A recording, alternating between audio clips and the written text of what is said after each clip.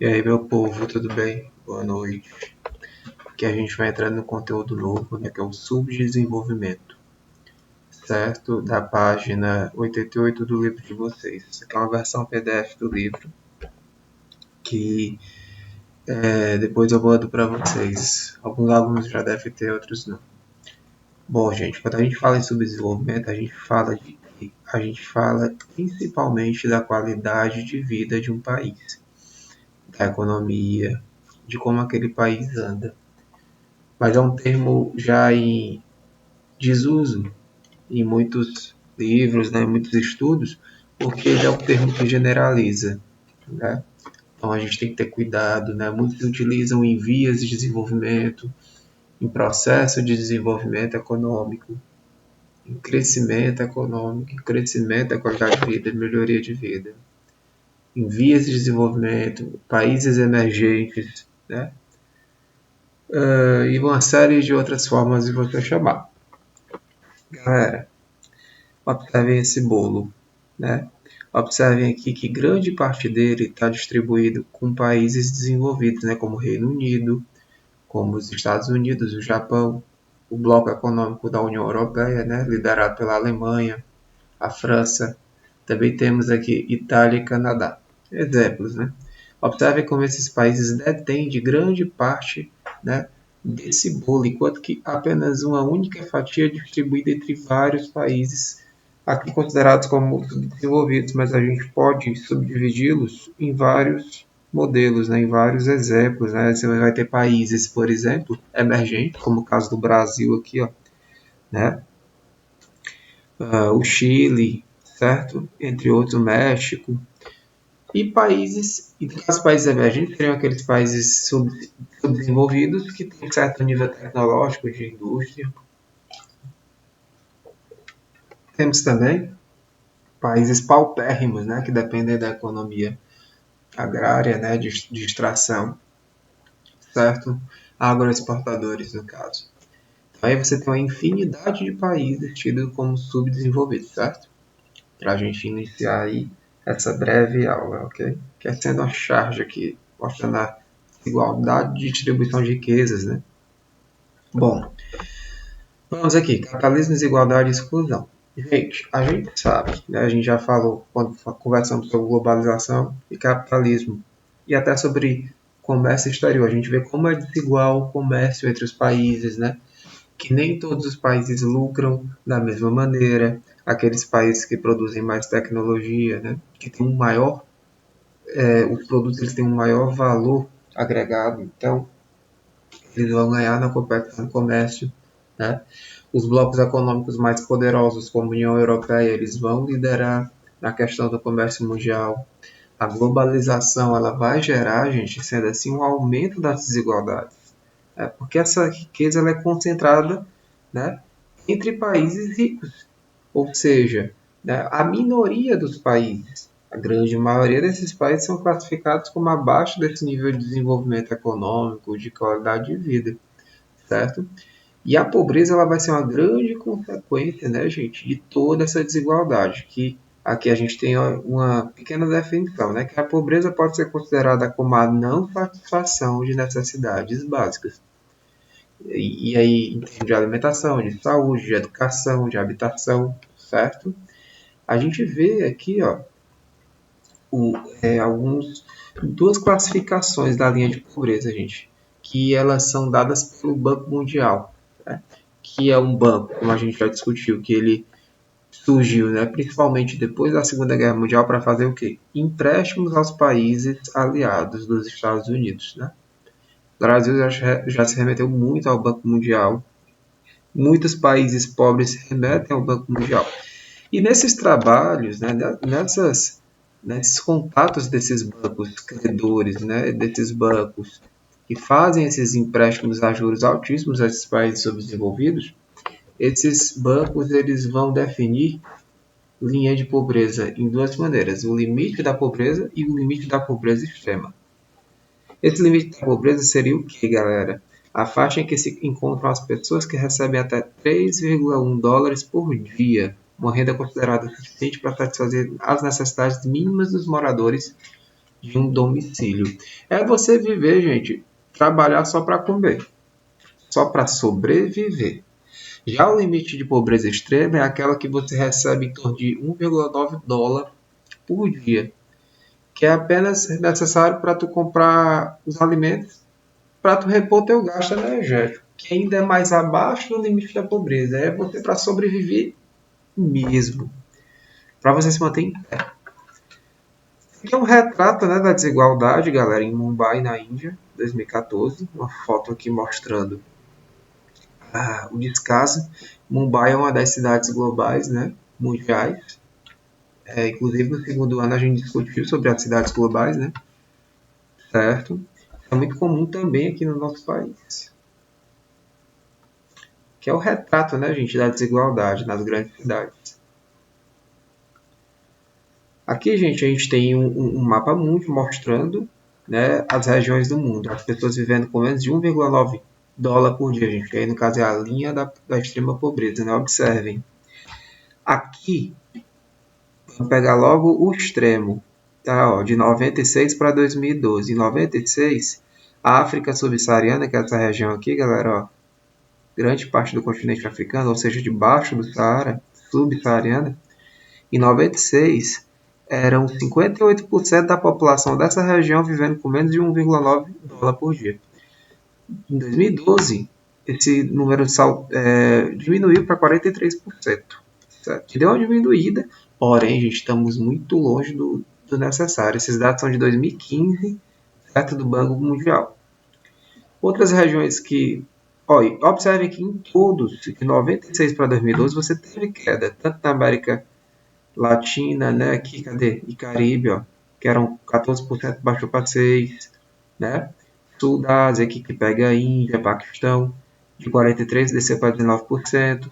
Mas mesmo assim, gente, de acordo com a declaração do milênio da ONU, que foi um conjunto de objetivos e metas traçados pela ONU no início desse milênio, até 2015 essa questão da pobreza seria sanada ou diminuída, né? Mas a gente está longe disso, certo, galera? Bom, vamos para essa parte aqui rapidinho do desenvolvimento e subdesenvolvimento, tá? Vou fazer aqui uma leitura breve, né? Vocês têm um livro é só para dar aqui um auxílio. Né? O desenvolvimento de um país ocorre quando há um crescimento de sua economia, acompanhado pela melhoria do padrão de vida da população. É aquilo que eu disse. A economia ela é muito importante para que a qualidade de vida de uma população ela melhore. Mas nem sempre isso vai ser acompanhado. Né? Porque se a resposta dessa economia melhorada ela não for bem distribuída para a sua população, como o exemplo do bolo lá no início da nossa unidade, a gente vai ter a consequência que é essa daqui, ó, subdesenvolvimento. Né? Porque se esse desenvolvimento econômico ele não for aplicado em forma de políticas públicas, em forma de melhorias nas condições de vida de sua população, aí, gente, a gente não vai ter um desenvolvimento pleno. A gente vai ter uma vitrine bonita, mas a gente vai ter por detrás dessa vitrine aí um pandemônio, que é o que acontece aqui no nosso país, né, galera? Por exemplo, embora a gente tenha muitas riquezas naturais, certo? E o subdesenvolvimento se expressa pelo atraso e dependência econômica e tecnológica em que um país se encontra em relação às demais nações, associadas às precárias condições de vida, a que está submetida grande parte da sua população. Né? Aí, países africanos, o próprio Brasil em muitos aspectos, países da América Latina, do Caribe, né? Sul da Ásia, ou seja, gente, é quando eu não consigo desenvolver tecnologias necessárias para acompanhar esse mundo globalizado. Tá? Num comércio exterior, se eu produzo tecnologia, eu vou ter lucro, porque o valor da tecnologia comercializada é maior. Se eu só vendo ferro, minério de ferro, soja, produtos primários e minérios, não que eu não vá ter lucro no comércio, mas esses produtos eles vão ter um valor menor agregado. Então é interessante que o país ele produza tecnologia também para que consequentemente, ele tem um crescimento econômico. Mas aí é que está, foi o que eu disse. Se esse crescimento não acompanhar a qualidade de vida da população, vai continuar o subdesenvolvimento. Beleza, meu povo? Então, essa é aquela coisa. Existe uma heterogeneidade, né? Tanto dentro dos países desenvolvidos quanto entre os subdesenvolvidos. O que eu estou querendo dizer é o seguinte: dentro do grupo de países desenvolvidos, nem todos os números são iguais. Assim como dentro dos países subdesenvolvidos, nem todos os números são iguais. Por exemplo, aqui a gente tem alguns indicadores socioeconômicos, né, de países desenvolvidos e subdesenvolvidos. Peguemos aqui, por exemplo, Estados Unidos, né? Aqui, ó, em 2015, dados, né, aqui da ONU, certo? Eram 325 milhões de pessoas. A média de que um norte-americano ganhava por ano, ou seja, o PIB per capita em dólar, em média um norte-americano ganha 54.629 dólares. Isso por ano. Sendo uma taxa de mortalidade de 6% em 2013. A taxa de analfabetismo é menor do que 5%. E a esperança ou expectativa de vida, isso aí vai estar de acordo com o nível de qualidade de vida, é de até 79 anos que uma pessoa vive em média lá. Então, esses são números dos Estados Unidos. Japão. Um japonês vive com menos dinheiro anualmente do que o norte-americano, 36 mil dólares, né? Mas ele vive mais do que o norte-americano, 84 anos. Ou seja, você vai ter essas diferenças entre os países desenvolvidos. Agora vamos pegar aqui o Brasil, que é considerado de modo grosseiro subdesenvolvido, né? Em 2015 nós tínhamos 203 milhões de habitantes. Hoje a gente tem 210, certo? O brasileiro, em média, ele vive com 11 mil dólares por ano, gente. Bem menos do que os países desenvolvidos acima, né? A nossa taxa de analfabetismo é de 9,5%, quase 10%. Ou seja, se nós temos 210 milhões de habitantes, então vamos pegar que quase 20 milhões de brasileiros são analfabetos, né? E nós vivemos, em média, 74 anos. Lembrando que a expectativa de vida, gente, é de acordo com o nível de saúde, o nível de tecnologia, o nível de renda, né? O nível de educação, certo? Mas aí, para fechar essa parte de países subdesenvolvidos, desses números, olha só, gente, esse aqui. Olha só, o Haiti, que é um país da América Central, tem 55% da população aí, ó, da taxa de mortalidade sobre a população. 55%, galera, é muito, muito mesmo. 51,3% dos haitianos não sabem ler nem escrever, são analfabetos. E 63 anos é a média de idade que um haitiano vive. Gente, é uma discrepância muito grande, certo? Muito grande. Essa parte aqui eu quero ser bem objetivo, né? Eu já disse que entre os países desenvolvidos a gente tem as diferenças, né? Mas, por exemplo, exemplos como os Estados Unidos, Alemanha, França e Japão são países riquíssimos. Agora, Suíça e Bélgica também são, mas comparado a esses são menos, né? Entre os países subdesenvolvidos, tu vai ter países emergentes como Brasil, Rússia, China, Índia, Coreia do Sul, México, esses daí são considerados como uma economia emergente, está em crescimento, certo? Mas tu vai ver, ao mesmo tempo, países que estão ainda em desenvolvimento, ainda estão numa situação extremamente abaixo da nossa, né? Foram aqueles países que passaram por um processo de descolonização muito tardio, né? Tipo, depois da Segunda Guerra Mundial ainda tinha muito país ainda colônia de impérios, né? Países europeus. Essa galera aí, né? Países africanos, principalmente, foram se ver independentes muito para cá. Esse povo, esses países estão extremamente dependentes da tecnologia, dependentes das economias de outros países, certo? A Declaração do Milênio, que eu já tinha citado, né? Acabar com a fome e a miséria. Primeira meta a ser cumprida que está longe de ser, né, gente? Embora tenha melhorado. Certo, meu povo? Bom, aqui são alguns mapas mostrando, gente, a classificação segundo a UNCTAD, né? Que seria o quê? A Conferência das Nações Unidas para o Comércio e Desenvolvimento, certo? Então, observem, aqui a gente tem, conforme esse órgão da ONU, tá? As nações, economias desenvolvidas, as em desenvolvimento, como essas, as em transição, a gente vai ter economias menos desenvolvidas, que grande parte, né, dos países aí da África e do sul da Ásia, e países que não têm dados disponíveis. Observando essa, em suma, gente, o que eu quero que vocês entendam é que está colorido por quê? Porque é desigual. É desigual o processo, né, de crescimento econômico, de qualidade de vida. Aqui é outra, gente, classificação. Certo? É o norte e sul, não geográfico, mas é o norte e sul econômico. Essa linha aqui vai dividir o mundo em duas partes. O norte desenvolvido, que é esse aqui, ó. Mesmo a Austrália, que está geograficamente no sul, ela faz parte do norte desenvolvido. E os subdesenvolvidos que estão abaixo dessa linha, ó. Grande parte do mundo. Certo, meu povo? Aqui, a gente tem o famoso IDH, que é o Índice de Desenvolvimento Humano. Esse índice, gente, ele foi criado justamente para tentar transformar em número o grau, o nível de desenvolvimento humano de um lugar. Pode ser de um país, de uma cidade, do estado, enfim. Tá? Quem criou foi a ONU, através do Programa das Nações Unidas para o Desenvolvimento, que é o PNUD, certo? E o que é que vai se considerar nesse DH? 3 aspectos. O nível de escolaridade, que é a alfabetização, o nível per capita, que é o que a pessoa ganha por ano, e isso vai impactar em quanto que a pessoa vai viver. Ou seja, se espera que a pessoa viva quanto, em média, quantos anos nesse lugar, o nível de longevidade desse povo.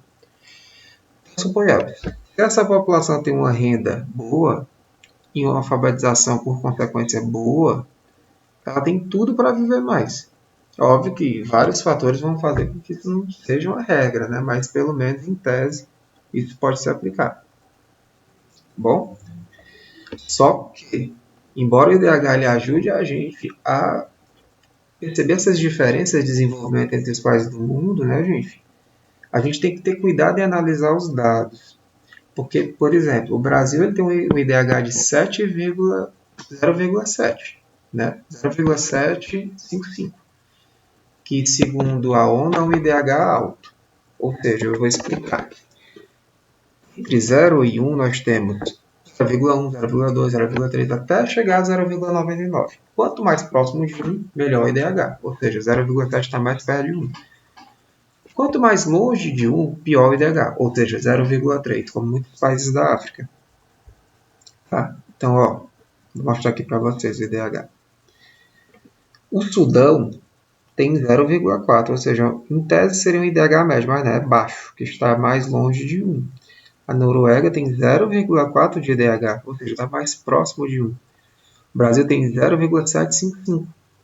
Não está nem próximo tanto de 1, mas também está longe de 0. Ou seja, tem um IDH médio alto. Porém, se você pegar estados como Maranhão e Sergipe, eles vão ter IDHs abaixo de 0,6, se não 0,6. E tu vai ter estados como Santa Catarina que vai ter quase 0,9 de IDH. Então tem essas discrepâncias, né? A gente tem que ter cuidado nessas análises, certo, galera? Observem que os países que têm cor mais escura têm os melhores IDHs. E observe que esses países eles vão ter as maiores expectativas de vida, como exemplo o Japão. Ó. Japão aqui, ó. IDH alto, 84 anos, né? A expectativa de vida. Renda per capita, olha só aqui, ó. Ou seja, acima de 15 mil dólares, ó, essa galera aqui toda, ó. Estão vendo? O Japão. A Alemanha ganha por ano, o alemão, gente, quase 50 mil dólares. O brasileiro ganha 11 mil dólares. O etíope, aqui na África, ganha 568 dólares por ano. Gente, isso é muito pouco, tá? Olha assim, hemisfério norte, ó, que é o predomínio dos países desenvolvidos, você vê que quanto mais desenvolvido economicamente o nível de vida, melhores são as condições de educação. O italiano tem 99% de sua população que consegue ler, escrever e interpretar um texto, né? Tem estudo. No Mali, na Itália, gente, 33% da população não tem alfabetização nenhuma. Apesar de 91% dos brasileiros terem essa alfabetização, mas a gente tem que ter cuidado ao analisar, certo? Pela questão das particularidades. E aí, gente, a gente fica por aqui. O que é que eu peço a vocês? A gente parou na página 97. Aí, no final da unidade aqui, deixa eu colocar lá. Pronto. A gente vai aqui para a página 106, certo? Do livro. Aí eu queria que vocês fizessem as questões 1, 2, a questão 3, certo, galera? E a questão, acho que aqui até a questão 5, né? Até a questão 5, a questão 1 a 5 da página 106. Vocês vão fazer como, gente? Escrevam no caderninho de vocês, vocês deixam lá.